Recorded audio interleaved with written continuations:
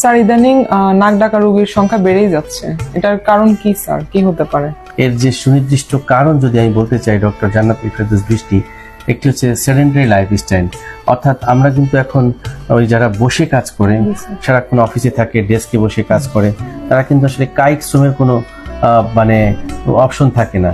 এই বসে কাজ করতে করতে একটা সময় তাদের শরীরে কিন্তু মেদ জমে যাচ্ছে, এটি একটি কারণ। দ্বিতীয়ত হচ্ছে লাইফস্টাইল আমাদের চেঞ্জ হয়ে গেছে।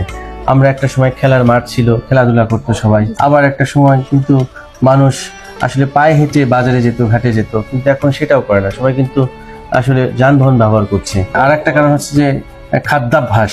দেখা গেল যে ফাস্ট ফুড, জাঙ্ক ফুডের খাবার পরিমাণটা কিন্তু দিন দিন বেড়েই যাচ্ছে। এই যে ফাস্ট ফুড, জাঙ্ক ফুড খাচ্ছে, এটা কিন্তু আমাদের শরীরের জন্য অত্যন্ত ক্ষতিকর, যার ফলে কিন্তু আমাদের শরীর ধীরে ধীরে কি হয়ে যাচ্ছে, স্থূল হয়ে যাচ্ছে। এই জিনিসগুলোর জন্য কিন্তু মূলত নাক ডাকা সমস্যা হয়ে থাকে।